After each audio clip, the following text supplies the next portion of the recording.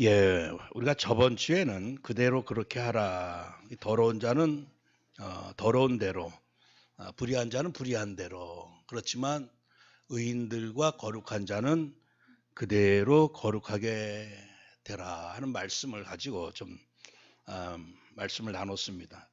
오늘 우리가 읽은 본문 말씀 보면 흰옷을 입은 자들, 흰옷을 입은 영원히 해하지도 않고 좀 먹지도 않고 낡지도 않는, 낡아지지도 않을 너무나 화려하고 아름다운 흰옷 입은 자들.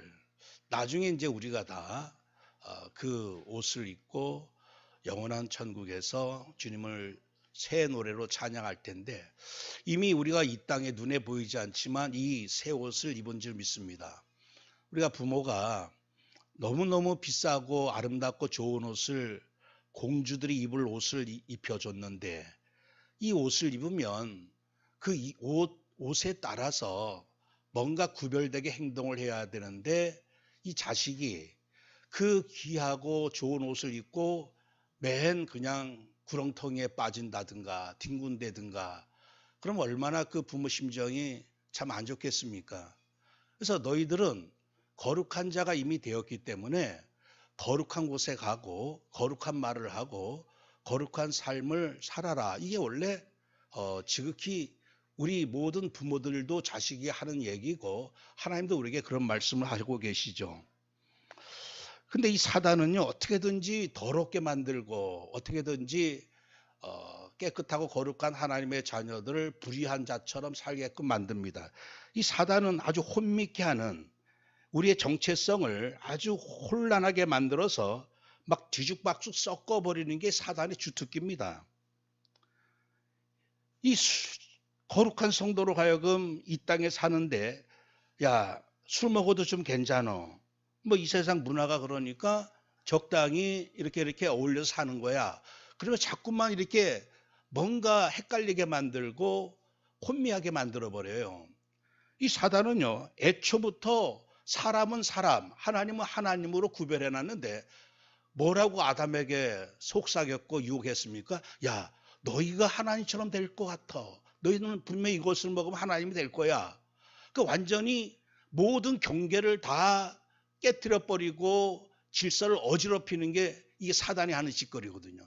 남자는 남자로, 여자는 여자로 살아야 되는데, 남자, 여자로 막 이 경계를 다 허물어 버리는 게 이게 사단이 하는 짓거리입니다.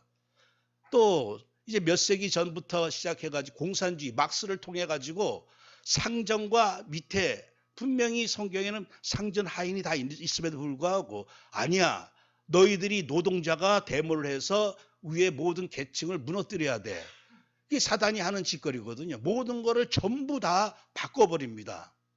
분명히 하나님은 사람은 사람대로, 각 짐승은 종류대로 창조하셨는데 또 다윈을 통해서 완전히 또 섞어버려요.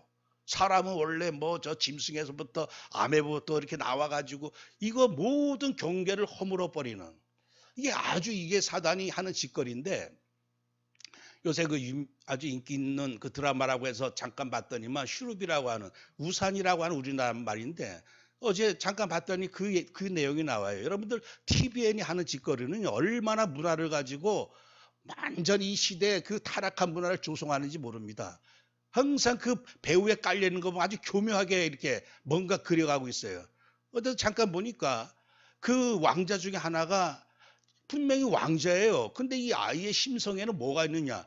여자가 되기를 원하는 거야. 그래서 몰래 밖에 나가서 자기를 여자 그림처럼 그려달라 해가지고, 또 그것을 마치 그 어머니는 아이의 어떤 이런 것을 존중해주는 의미에서, 앞으로 정말 너가 이렇게 마음껏 자기를 드러낼 시대가 반드시 올 거란다, 그러면서 메시지를 가지고 사람들에게 주입을 시켜주는 겁니다. 이게 아주 교묘해요. TVN이 하는 거 보면 항상 앞장서서 이 문화를 타락시키는데, 남자, 여자. 근데 이런 건 다 좋다고 할지라도 진짜 지금 이 시대 문제 중에 문제가 뭐냐면, 종교와 복음을 완전히 그냥 뒤섞어버리고 말았어요. 뭐가 종교인지, 뭐가 복음인지. 제대로 비밀을 모르면요, 다 속아 넘어갑니다. 오히려 불교, 그 종교, 이러한 중들, 이러한 모습이 더 좋게 보이고, 명상하고 수행하고 뭐 목사보다도 오히려 더 목사가 조금이라도 잘못하면 바로 방송에 때리지만 스님들이 막 그냥 모여가지고 도박하면서 술 먹고 아무리 해도 잘 나오지도 않습니다.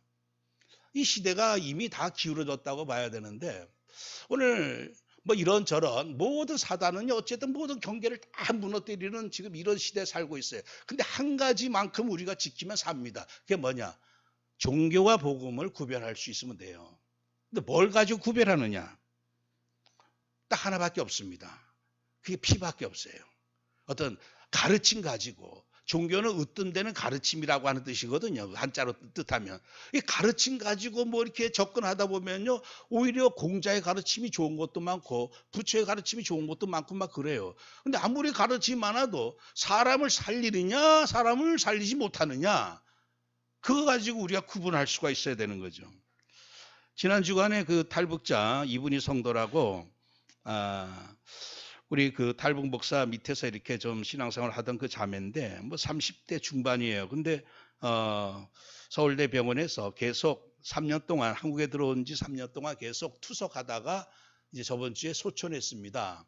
참 안타깝지만 제가 아주 그런 말로 위로했어요. 만약에 북한에 있었더라면 북한에 있었던들 더 오래 살았겠습니까? 그건 아닐 테죠. 하나님이 저가 시간표까지 살았겠죠. 근데 얼마나 고통스럽게 살았겠습니까?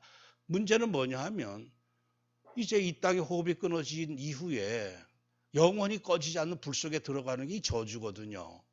근데 와서 3년 동안 매주 한 번씩 서울대 그 병원 가서 투석을 하고 물론 이런 힘든 과정은 있었지만 그래도 구원받고 2,500만 명 중에서 특별 은총을 받아가지고 한국에 와서 복음받고 구원받고 또 천국 가게 되고 얼마나 한편으로 감사한 일이냐 하는 말로 위로를 했는데 여러분들 그 성도도 결국 뭐가 문제였냐면 적혈구가 부족했던 거예요. 매주 가서 이걸 채워야 됩니다. 우리 육신의 모든 병 근원은 뭐냐면 피에 달려 있습니다. 피가 안 좋으면 그 산고라고 하는 고혈압, 고지혈, 고혈당 이게 전부 피 때문에 오는 거거든요. 피. 육신도 피가 제일 중요합니다. 마찬가지로 우리 영적인 그 삶에 있어서 살리는 것은 영이니 육은 무익하니라. 아무리 육신적인 가르침과 좋은 종교의 모든 모습들이 다 있다 할지라도 이 육신적인 것은 절대로 살리지를 못합니다. 그 영은 뭐냐? 주님 뭐라고 말씀하셨냐면 내가 너희에게 이른 말이 영이요 생명이라 그랬거든요. 근데 예수님 뭐라고 이르셨냐면 그 위에 하신 말씀이 뭐냐? 내 살은 참된 양식이요 내 피는 참된 음료로다. 내 살을 먹고 내 피를 마시는 자는 내 안에 거하고 나도 그의 안에 거하나니. 그러니까 영적인 게 뭐냐 할 때 결국 가장 이 지구상에서 우리를 살리는 영적인 것 단어 하나를 딱 꼽으라면 그게 피입니다. 피. 예수 그리스도의 피예요. 그리스도 피 없이 다른 거 가지고 구원을 얘기하는 건 전부 이거는 종교고 우상이고 이단일 뿐입니다. 그날의 죄와 더러움을 씻는 셈이 다윗의 족속과 예루살렘 주민을 위하여 열리리라. 죄와 더러움을 씻는 그 셈은요 오직 예수 그리스도의 그 옆구리에서 나온 피와 물밖에 없어요. 다른 거 가지고 씻겨지지가 않습니다. 이 시대에 예전보다 얼마나 맛있는 게 많아졌습니까? 정말 예전에는 생각도 못했던 그런 음식들 서로 맛집을 찾아다니고 하는데 음식은 점점 많아지는데 이 피는 점점점 탁해지는 거예요. 그래서 유 목사님도 한번 말씀했지만 우리 청소년들 피를 어떻게 헌혈해도 쓸 수가 없답니다. 하도 더러워져 있어가지고 매일 먹는 게 그냥 기름 튀긴 거 햄버거 피자 그러니까 이 어릴 때부터 피가 이상해지는 거죠. 오늘날도 영적으로 보면요. 이 초대교회와 비교했을 때는 교회 숫자가 얼마나 많은지 몰라요. 신학교 숫자도 얼마나 많고 목사 숫자도 얼마나 많은지 몰라요. 근데 영적으로 보면 그 초대교회 그때 시간표보다 지금 훨씬 영적으로 얼마나 이게 강단이 타락해졌는지 모르겠다는 얘기죠. 오늘 이 점점 갈수록 복음이 분명해지고 선명해지고 이게 더욱 이게 모든 이들을 살려야 할 텐데 지금 미국 교회, 영국 교회 점점 강단들이 다 죽고 말았습니다. 이 강단은 어떤 것이냐? 강단은 어쩌면 여러분들 이 투석 환자들이 꼭 병원에 가야지만 투속을 받아야지만 살아날 수가 있습니다. 뭐 짐승의 피를 집어넣는다든지 뭐 페인트를 집어넣는다든지 살아날 수가 없어요. 비슷한 거 가지고는 안 됩니다. 이 강단은 어떤 것이냐 하면 우리가 이 일주일 동안 살아봤을 때 내가 영적인 피를 수혈하는 그 시스템이 없어요. 어디 가서 영적인 어떤 내가 우리 갓난아기도 태어날 때 피를 가지고 태어납니다. 근데 이 아이에게 영양분이 안 들어가면요 피가 말라버려요. 계속 건강한 피가 돌아야 됩니다. 예수 그리스도 믿을 때 그 그리스도의 피로 구원받은 거 그거로 끝나는 게 아니라 이 정말 하나님의 은혜의 이 보혈의 은혜가 계속 내게 임해야지만 내가 강건함을 누릴 수가 있는데 이 강단의 그 영적인 피를 수혈하는 이 플랫폼이 다 이상해졌다는 얘기죠. 신학교가 이상해서 그렇죠. 이 땅 어디 가서도 이 어린 양의 피를 새로이 공급받고 또 새롭게 힘을 얻을 수 있는 그런 시스템이 없습니다. 성경은 분명히 증거하고 있습니다. 오늘 우리가 날마다 보호자의 축복을 날마다 간구하고 있는데 보호자의 그 본질이 뭐냐? 보호자의 그 핵심이 뭐냐? 할 때 바로 어린 양이라고 하는 사실이죠. 요한계시록 마지막 장 22장 1절 5절 보면 또 그가 수종같이 맑은 생명수의 강을 내게 보이니 하나님과 및 어린 양의 보호자로부터 나와서 길 가운데로 흐르더라. 강 좌우에 생명나무가 있어. 이 보호자로부터 나오는 게 뭐냐? 그게 생명이고 치유고 모든 영광이 보호자로부터 어린 양으로부터 나온다고 하는 사실이죠. 여러분들 이 보호자의 핵심이 어린 양이고 하나님이 어린 양에게 모든 걸 다 이름하셨어요. 하늘과 땅의 모든 것을 다 주셨습니다. 이 어린 양의 또 본질이 뭐냐? 그게 바로 어린 양의 본질. 그게 바로 피라고 하는 사실이죠. 요한복음 1장에 이튿날 요한이 예수께서 자기에게 나오심을 보고 이르되 보라 세상 죄를 지고 간 하나님의 어린 양이로다. 에베소 5장 2절에서도 그리스도께서 너희를 사랑한 것 같이 너희도 사랑 가운데서 행하라. 그는 우리를 위하여 자신을 버리사 향기로운 제물과 희생 제물로 하나님께 드리셨느니라. 그래서 이 그리스도의 어쩌면 영원토록 우리가 그리스도를 생각하고 또 그리스도를 표현하고 고백하고 찬양하고 노래할 게 뭐냐? 나를 위한 희생 제물이라고 하는 사실이죠. 그래서 주님께서 요한복음 19장 30절에 내가 다 이루었다 말씀하시고 영혼 머리를 숙이니 영혼이 떠나가시니라. 에베소 2장 16절에도 또 십자가로 이 둘을 한 몸으로 하나님과 화목하게 하려 하십니다. 원수된 것을 십자가로 소멸하시고 그러니까 우리 인생의 모든 문제가 어디서 끝났냐 하면요. 십자가에서 피해서 끝났습니다. 어떤 의미에서 이 투석 환자는요. 어딜 가도 힘이 없어요. 매주 이렇게 투석 받는 사람들은요. 힘이 없고 생기가 없습니다. 일단 얼굴에 생기가 없고 이 환자들은요. 우리 건강한 사람이 누리는 거 그걸 누릴 수가 없어요. 아 여행 간다? 그럼 꿈에도 못 꿉니다. 어디 가도 재미도 없고. 왜냐? 늘 겨우겨우 살아가는 그 인생을 살아가야 돼요. 왜 그러냐? 피 때문에 그래요. 오늘도 우리가 영적으로도 마찬가지입니다. 내가 이렇게 이 세상 살아가는데 내가 왜 이렇게 힘이 없지? 뭐 육신의 힘이 아니라 뭔가 내가 힘이 없고 생기가 없고 사는 재미도 없고 뭘 해도 뭔가 낙도 없고 그거는 뭐냐면 내 안에 피가 부족하다는 얘기예요. 나를 살리는 영적인 피. 이 뭔가 내가 겨우겨우 투석 환자처럼 겨우겨우 살아갈 정도로만 내게 있지는 않을까. 그래서 오늘 우리에게 진짜 필요한 게 뭐냐면요. 우리가 그리스도 피 때문에 모든 저주, 사망, 권세 다 해방됐거든요. 근데 지금 아직까지 사는 이 현장이 광야 같은 현장입니다. 죄의 세상이고 사단의 세상이고 저주의 세상이에요. 근데 여기서 우리가 이 피가 모자르면요. 상대할 수가 없다고 하는 사실이죠. 그래서 모든 문제는 사실 우리가 이런저런 육신의 문제들을 얘기하지만 근본적인 문제는 어린 양의 피가 없거나 부족하기 때문이다.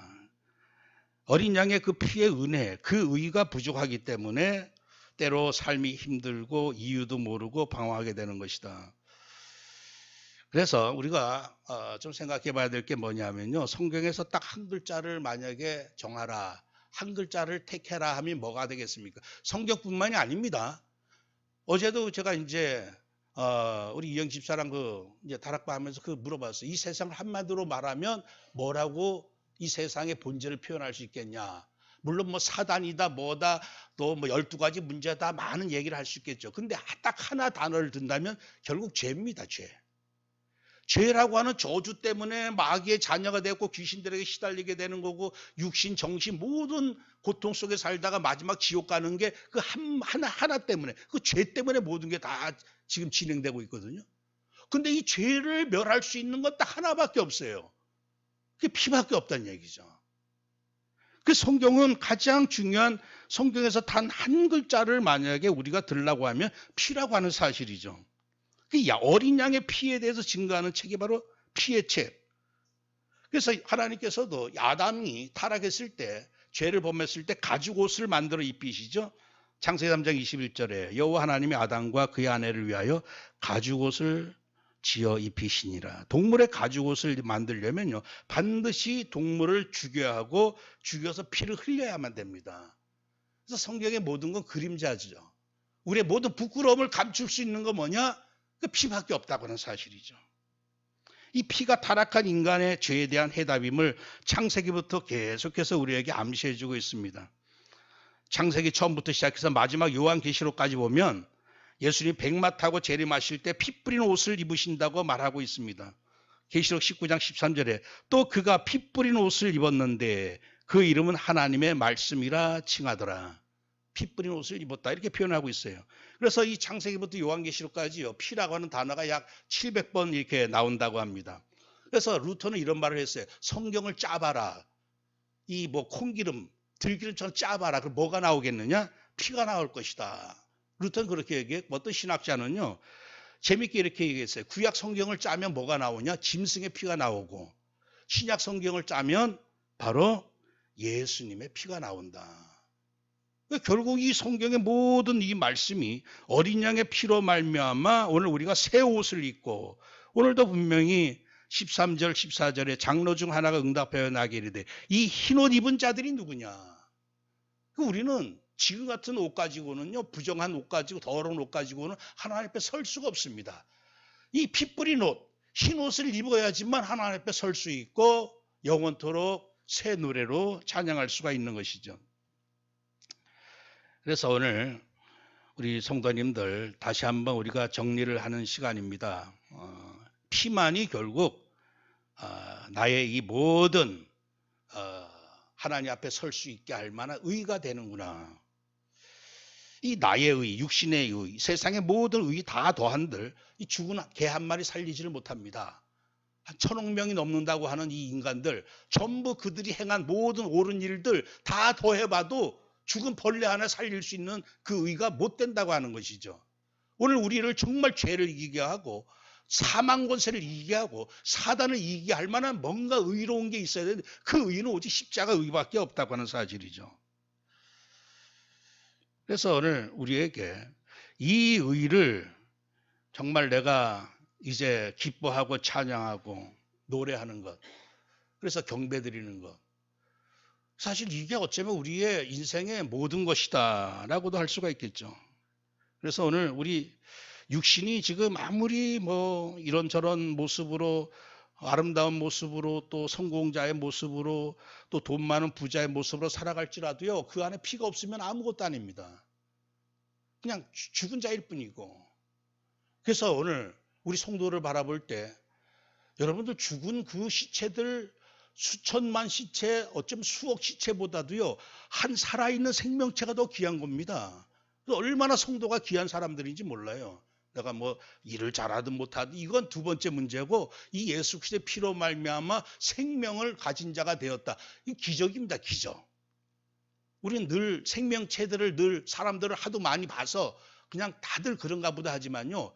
지금 과학자들이 저 달, 별 찾아가지고 혹시 다른 생명체가 있지 않을까 얼마나 찾는지 몰라요. 근데 어느 별을 뒤졌는데 거기에 무슨 뭐 이런 꽃이 하나 있었다. 아마 놀라 자빠질 겁니다. 여기에도 생명이 있구나. 근데 우리는 맨날 생명을 매일 보고 살고 있거든요. 꽃들도 생명이고 짐승들도 생명이고 이 생명은 오직 생명을 유지하게끔 하는 뭔가 의가 있어야지만 가능하다는 사실이죠. 그래서 오늘 정말 보호자의 가운데 계신 어린 양께 경배하라 하는 그런 말씀인데, 여러분들 우리 할 일이 결국 그겁니다. 삶의 이유가 뭐냐? 삶의 이유, 이 비밀을 모르면요 이상한 말만 하다가 결국, 어제도 이제 장희선 목사님하고 그런 얘기를 좀 나눴어요. 뭐 하다가 오대산 얘기했더니, 내가 그 자칫 잘못했으면 오대산에서 지금 목탁 두드리고 있을 거다 이런 얘기를 해요. 왜냐 그랬더니 답이 없어가지고 젊었을 때 그 친척 중에 한 분이 오대산 중으로 있었대네요. 가서 너무나 답답해가지고, 스님 인생 답이 있습니까? 그랬더니 나도 찾는 중이다 그러더래요. 그래가지고 이 사람도 별 볼일 없구나 그래가지고 내려왔답니다.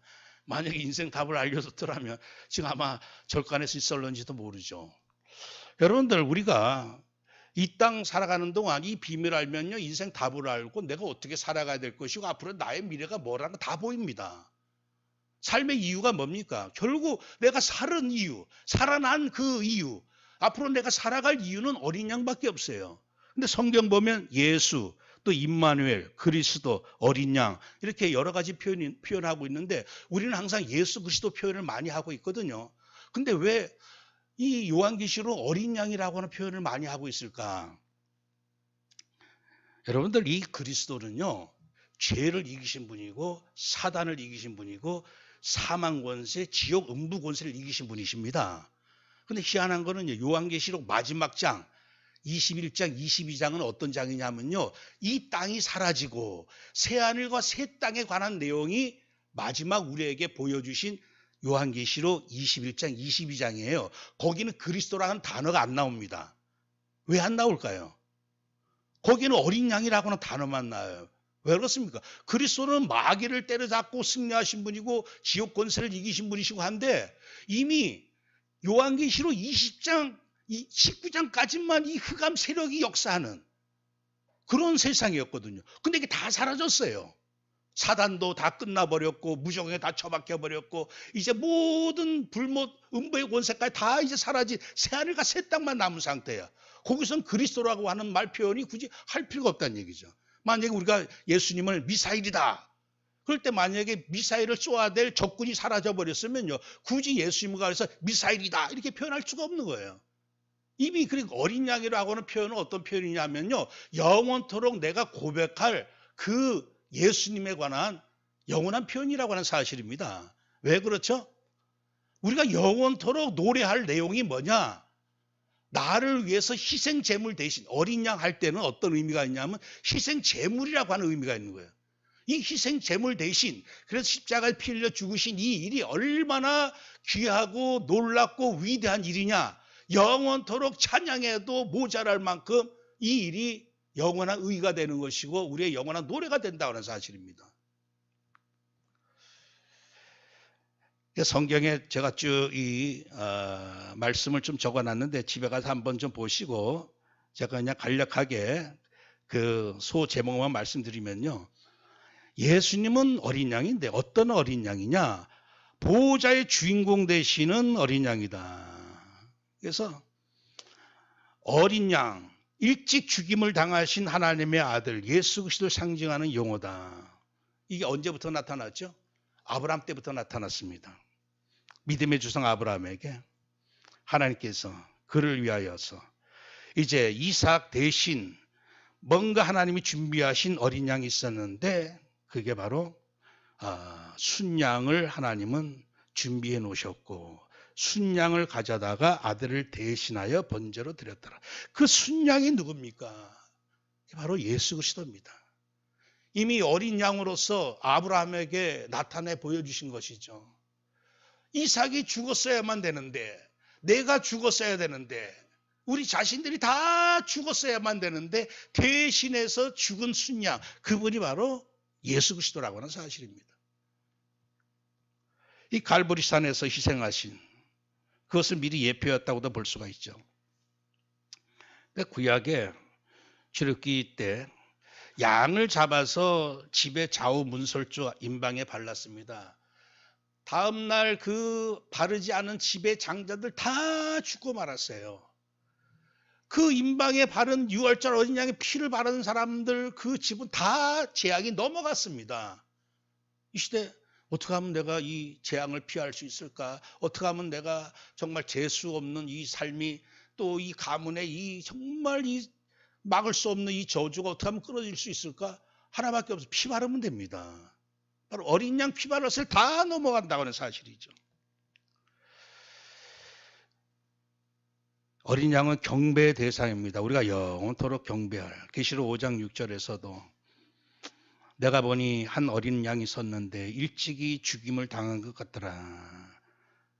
일찍이 죽임을 당하신 이 어린 양이 우리를 구원하신. 그래서 오늘 읽은 계시록 7장 9절 12절 구원하심이 보좌에 앉으신 우리 하나님과 어린 양에게 있도다.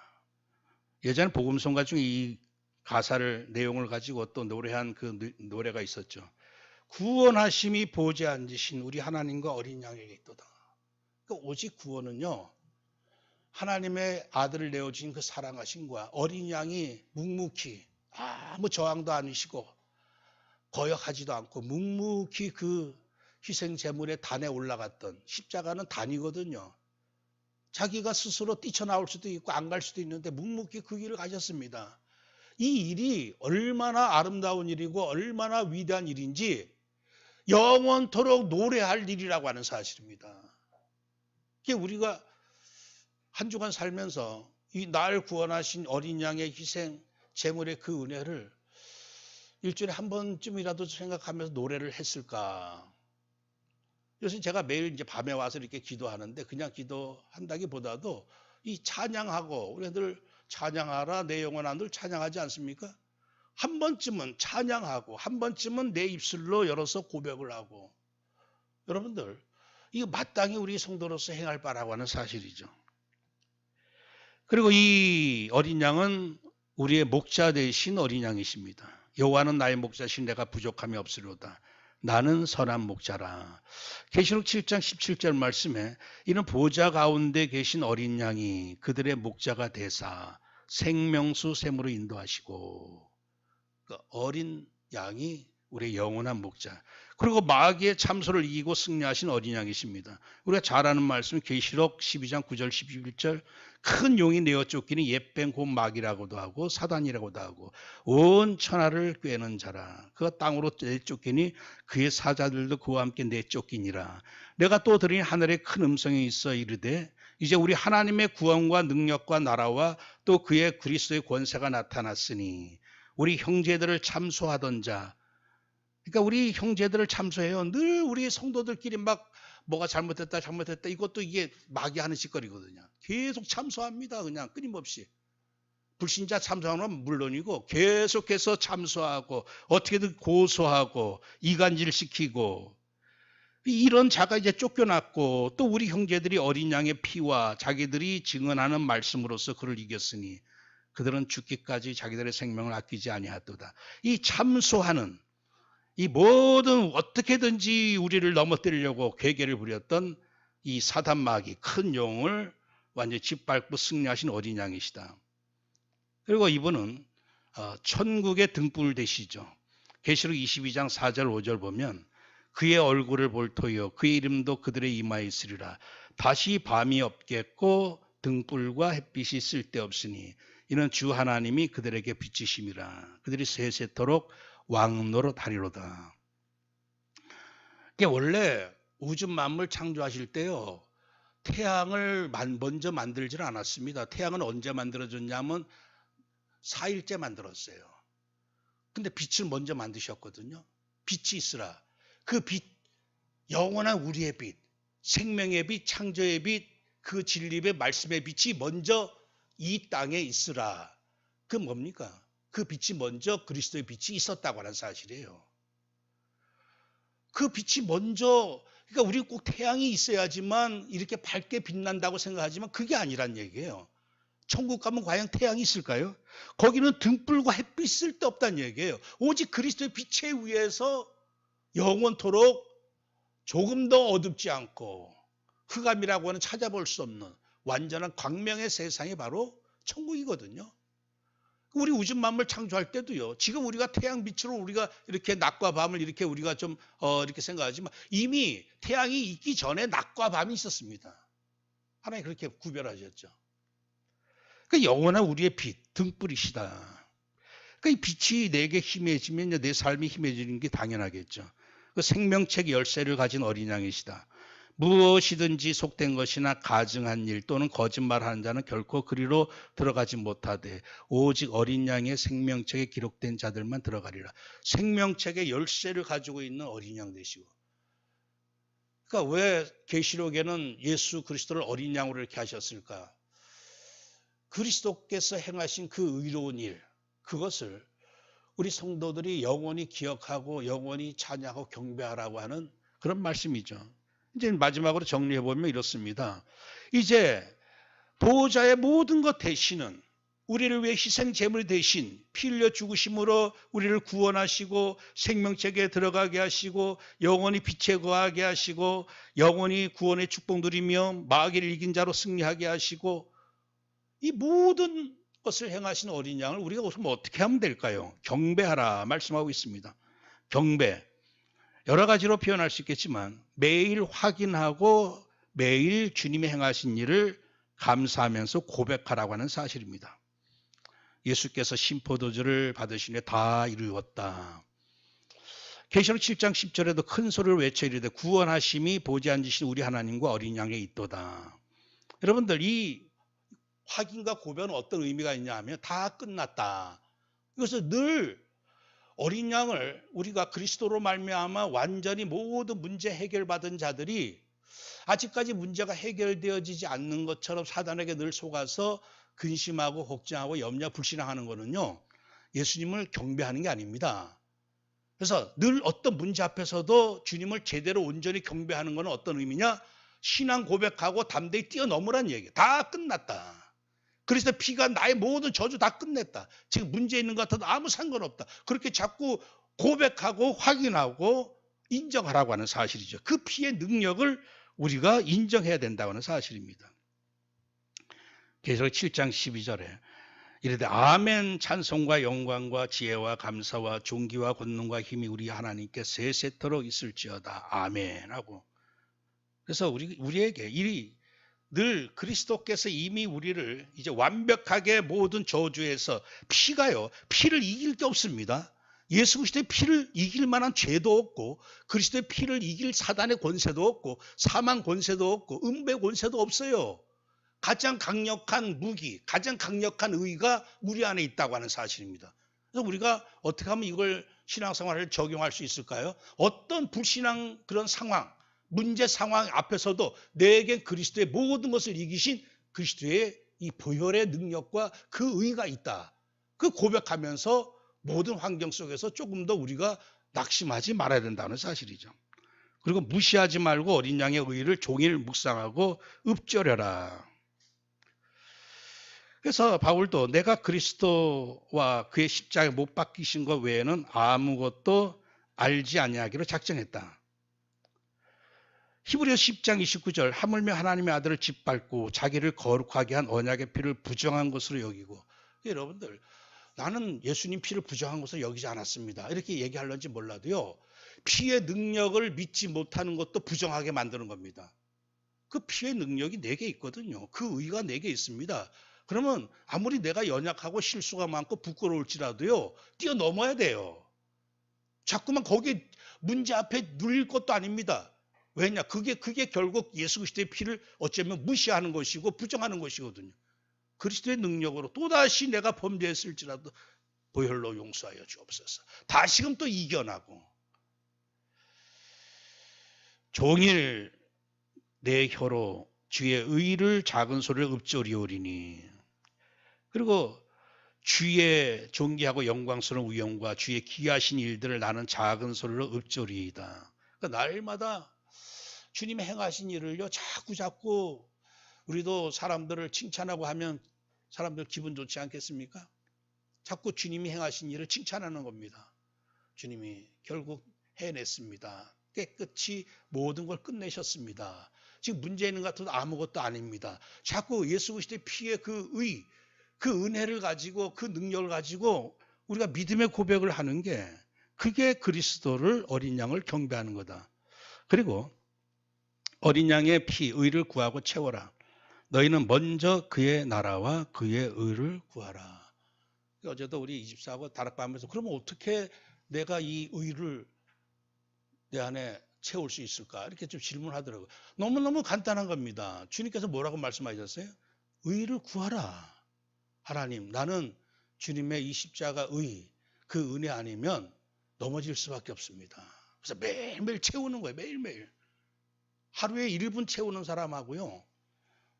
요새 제가 기도를 어떤 식으로 이해하냐면, 기도는 플랫폼이다. 요한계시록에 기도를 금향로에 담아가지고 부어주신다고 말씀하고 있는데, 여러분들 이 댐을 한 번에 만들었다고 해서 물이 금방 차는 게 아닙니다. 큰 댐은요, 어쩌면 골짜기에서 나오는 모든 물들을 가두는데 어쩌면 몇 년 걸릴 수도 있어요. 나중에 꽉 채워지면요, 밑에 아무리 홍수 기근이 들었어도 물을 방출하면 다 살릴 수가 있습니다.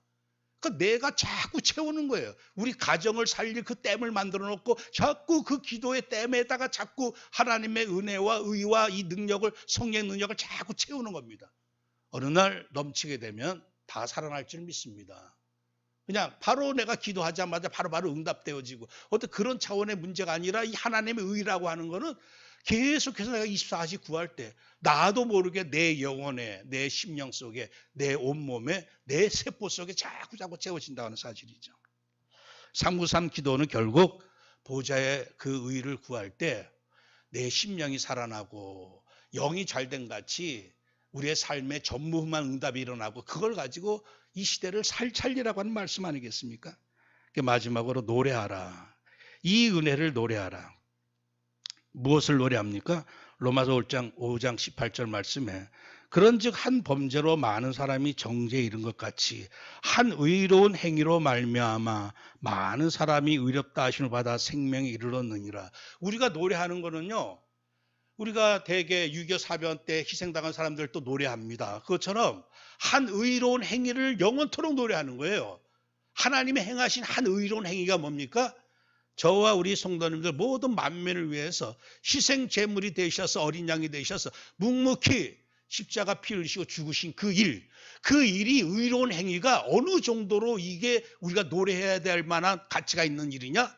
영원토록 노래해도 부족할 만큼의 그 의로운 행위는 영원토록 찬송받아야 마땅할 만큼, 그 분량, 크기, 높이를 상상할 수 없을 만큼의 의로운 행위였다고 하는 사실이죠. 그래서 우리가 늘 생각을 해야 됩니다. 지금 내 처지, 형편 이걸 생각하는 게 아니라 나를 위해서 행하신 그 주님의 의, 그걸 생각하면서 오늘 계시록 5장 8절 10절 말씀처럼 새 노래를 불렀던 성도들처럼 죽임을 당하신 어린 양을 찬양했던 그 어린 양의 노래, 계시록 15장 3절에서도 어린 양의 노래를 불러 이르되, 그러니까 요한계시록은요, 이제 마지막 우리가 대개 전쟁에서 승리하면 하는 일이 하나밖에 없어요. 너무너무 기뻐해서 노래하는 겁니다. 완전히 승전가를 부르는 거죠. 그래서 이 계시록 모든 마지막 부분에 가서는요, 그냥 노래해라. 승리의 노래를 불러라. 누구? 우리 주 예수 그리스도, 우리의 대장 되시고 완전 승리하시고 영원토록 우리에게 피 흘려 주심으로 우리를 구원하시고 살려주신 이 그리스도를 노래하고 끝으로 선전하고 자랑하고 증거해라. 베드로서 2장 9절 말씀처럼 우리가 하나님의 은혜로 택하심 받았고 왕같은 제상 되었고 그의 백성이 되었는데 이는 그의 기이한 빛에 들어가게 하신 이 아름다운 덕을 선포하게 하려 하심이라. 선전하게 하려 하심이라. 바울이 내게는 우리 주 예수 십자가에 결코 자랑할 게 없겠다. 그래서 사도행전 5장 42절이 뭡니까? 날마다 성전에 있든지 집에 있든지 예수는 그리스도라고 가르치기와 전도하기를 그치지 아니했다. 그리스도라고 하는 그 말표는요, 날 위해서 십자가 죽으셨고 날 위해서 살아나셨고 승리하셨다고 하는 그 고백이 그리스도입니다. 그 초대교회 때는 날마다 십자가를 증거했고 날마다 부활을 증거했어요. 이 증거하는 게 어린 양을 경배하는 또 하나의 우리가 행할 자세다 생각하시고, 결론적으로 우리 삶의 본질은 어린 양의 피입니다. 이 피만이 피의 의의 능력만이 지금도 여전히 발악하고 있는 죄의 세력, 사단의 세력, 음부의 권세를 이길 수가 있습니다. 그래서 이 피의 의와 보혈의 의, 보혈의 은혜로 충만한 자만이 이제 삶의 이유를 제대로 알고 최고로 복된 삶의 여정을 가게 될 줄 믿습니다. 그래서 우리 성도님들, 이제 우리가 십자가 피로 거듭난 이 땅의 최고 축복받은 자들이기 때문에 오늘 우리의 절대 미션은 뭡니까? 이 어린 양의 이 피의 은혜, 이거는 불신자는 몰라요. 그러니까 너무나 큰 은혜이기 때문에 매일 한 번쯤은 확인하고 감사하고 노래하고 할 수만 있다면 이걸 포럼하고 할 수만 있다면 이걸 자랑하고 증거하는 것. 이게 오늘 어린 양을 경배하는 이 시대에 우리의 하나님이 기뻐하시는 모습이다 생각하시면서 이제 매일매일 피 언약 붙잡고 피 언약 찬양하고 경배함으로 승리하시는 성도들 되시기를 축원합니다. 하나님 감사합니다. 이 땅에 한마디로 이 죄악의 세상에 죄에서 구원할 자 예수를 보내주셨는데 예수님이 피 흘려 죽으심으로 어린 양이 되셔서 희생제물 되심으로 죄에서 구원받고 마귀에게 또 지옥음부 사망 권세에서 완전 해방받은 예수 그리스도 어린 양으로 말미암아 이제 재창조되어진 최고의 축복의 인생이 된 줄 믿습니다. 이제 복된 이 삶을 이제 내가 어떻게 살아가야 될 이유를 깨닫고 이제 문제가 다 그리스도 안에서 십자가 피로 다 끝났음을 날마다 확인하면서 이제는 우리의 입술로 우리의 생각으로 우리의 묵상으로 우리의 자랑으로 오직 이 땅 사는 날 동안 그리스도 어린 양을 경배할 수 있는 우리의 삶이 회복되게 하옵소서. 예수 그리스도의 이름으로 기도합나이다. 아멘.